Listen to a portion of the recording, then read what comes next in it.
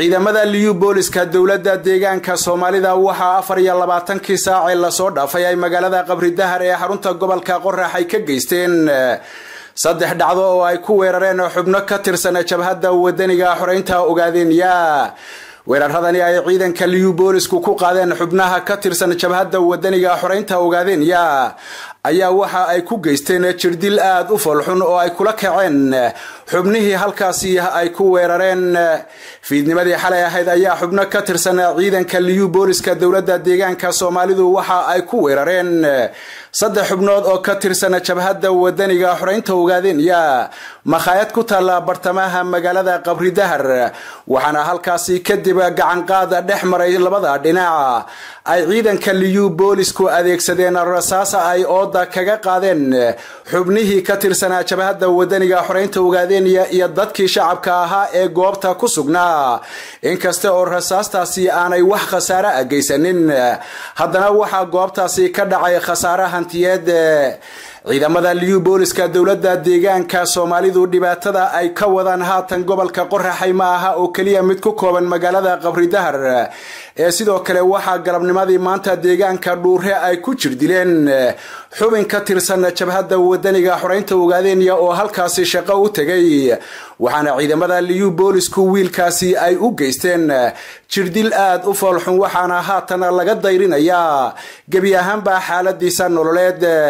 ciidamada liyu booliska dawladda deegaanka Soomaalida wiilkaasi ay ku jirdileen deegaanka Dhuure ilaa iyo haatan magaciisu nama soo gaadhin balse war aanu haatan helay ayaa waxa uu sheegayaa in wiilka oo yaala isbitaalka magaalada Qabri Dahar uu kooma ku jiro haatan aan la saadaalin karin xaaladiisu waxa ay ku dambeyn doonto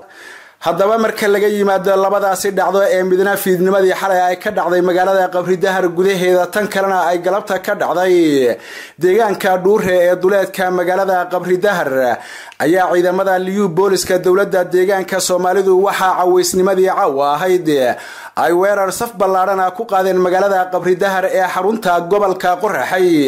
halkaasi oo ay ka geysteen ilaa iyo haatan ay ka wadaan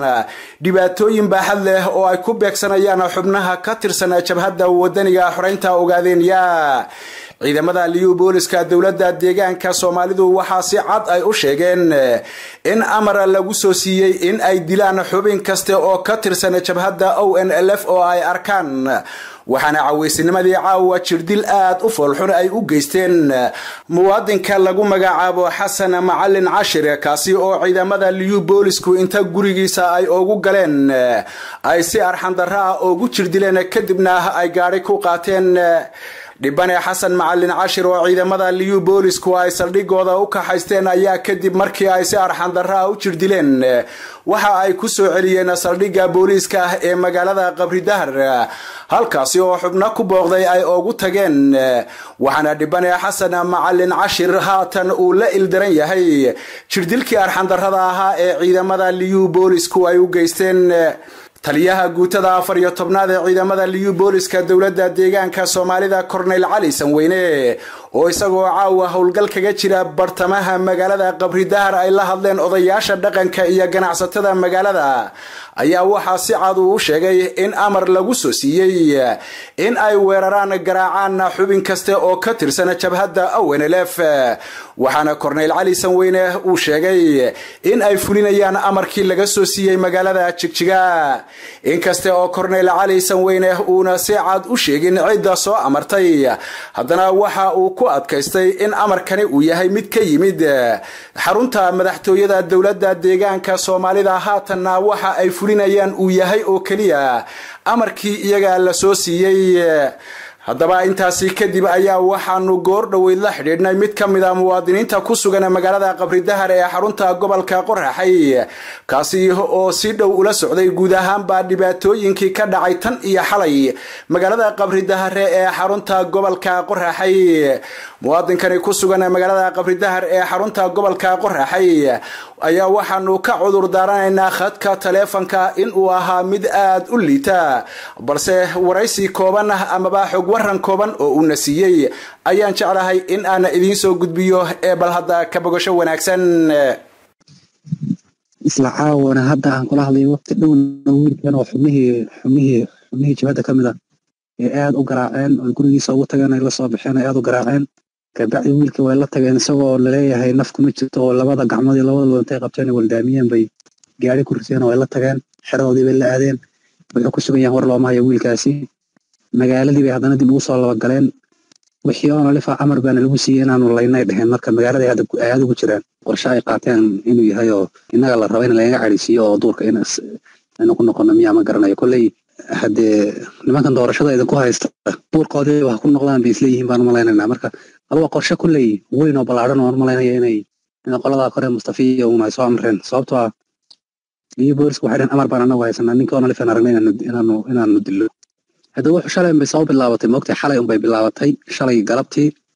hadda maanta unbaa laga soo wareegay hadda tii maantana saaka waa la xalliyey oo waa laga wada hadlay oo kolley iyagu say noo sheegeen labadii nin ee nimanka xabadda ku rideen waanu xidhnaa iyagu sheegayna beentoo tahay waa laga yaabaa laakiin inagu iyagoo xidhan mayna weli indhaha saarin laakiin iyagu saasay nagu dheheen hadal qurux badan oo macaan oo haddee ay isdhul dhigayaan qodii saraakiisha ah way noo sheegeen saaka laakiin intii lagu afmacaanayo unba hawsha halkeedii laga sii wadanaya waa qorshe guud oo la dejistay caawa habeenkii labaad berri oo kale iyo wixii ka dambeeya unbay arrintu markay si yar kululaato oo baa laga yaabaa inay ka hadli karayaan laakiin dee wax xalay soo bilowday degdeg durbo ugama hadli karaan marka caawana halkaasi xaaladdu maraysaayo hadda wiilkii waa lala tegey marka ma garanayno kolley xaaladdu siday ku dambayn doonto nimankiina suuqay aad u joogaan baa la yidhi oo qofkii oo nalif ahaan u gartaanba way garaacayaan baa la yidhi si kastaba ha ahaatee weerarada lagu beegsanayo xubnaha ka tirsan jabhadda wadaniga xoreynta Ogaadenya ee ku sugan gobolada wadanka Ogaadenya ma aha oo kaliya mid ku kooban gobolka Qoraxay balse waxa 24 saac la soo dhaafay ciidamada liyu boolisku weerar ka geysteen gobolada Doolo iyo waliba gobolka Jarareed gobolka Doolo waxa ciidamada liyu booliska dawladda deegaanka Soomaalidu ay habeennimadii xalay ahayd weerar ku qaadeen magaalada Yucub oo ah degmo ka tirsan gobolka Doolo waxaana halkaasi habeennimadii xalay ahayd ay ku galeen guryo ay ku tuhumayeen in ay degan yihiin amaba ay leeyihiin xubno ka tirsan jabhadda wadaniga xoreynta Ogaadenya kuwaasi oo ay dhibaato baaxad leh u geysteen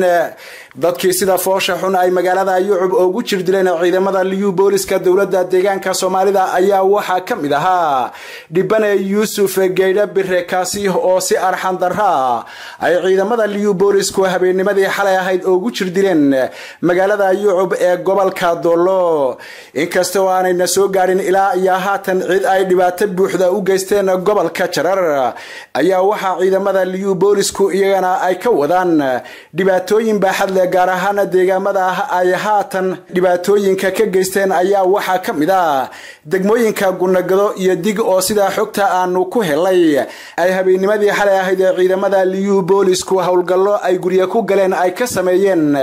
balse ilaa iyo haatan lama hubo lamana xaqiijinin cid ay dhibaato muuqata u geysteen iyadoo in dhawaalaba uu khilaaf u dhaxeeyay xisbiga faasidka ah ee talada dawladda deegaanka Soomaalida haya iyo ururka ONLF ayaa waxa muuqata weerarada haatan lagu bartilmaameedsanayo xubnaha iyo howlwadeennada jabhadda ONLF in ay tahay mid ay ka dambeeyaan xisbiga talada dawladda deegaanka haya oo isagu walaac weyn ka qaba taageerada uu shacabka Soomaalida Ogaadenya la garab taagan yahay jabhadda ONLF xisbiga talada dawladda deegaanka Soomaalida ayaa gebi ahaanba aan wax taageero ah ku lahayn shacabka Soomaalida Ogaadenya gudaha iyo dibadba waxaana arintaasi ay keenaysaa inay isku dayaan inay khalkhal galiyaan guud ahaanba shacabka Soomaalida Ogaadenya iyo sidoo kale jabhadda wadaniga xoreynta Ogaadenya iyaga oo isticmaalaya ciidamada dawladda deegaanka Soomaalida waxaana hubaala in arintaasi aanay sii socon doonin lagulana xisaabtami doono saraakiisha iyo mas'uuliyiinta ka dambeeya weerarada fulaynimada ah ee lala beegsanayo howlwadeennada jabhadda wadaniga xoreynta Ogaadenya ee ku sugan gudaha wadanka Ogaadenya si kastaba ha ahaatee jabhadda wadaniga xoreynta Ogaadenya mas'uuliyiinteeda ayaan weli ka hadlin weeraradani cadaanka ah ee lagu beegsanayo xubnaha jabhadda wadaniga xoreynta Ogaadenya sidoo kale mas'uuliyiinta dawladda deegaanka Soomaalida ayaan iyaguna ka hadlin weerarada joogtada ah ee 24 saac la soo dhaafay ay mas'uuliyiinta ciidamada liyu boolisku ku beegsanayaan muwaadiniinta iyo xubnaha jabhadda wadaniga xoreynta Ogaadenya ee iyagu ku sugan gudaha wadanka Ogaadenya wixii ka soo kordha wararka la xiriira beegsiga lagu hayo xubnaha jabhadda ONLF ee ku sugan gudaha wadanka Ogaadenya bartan ayaad kala socon doontaan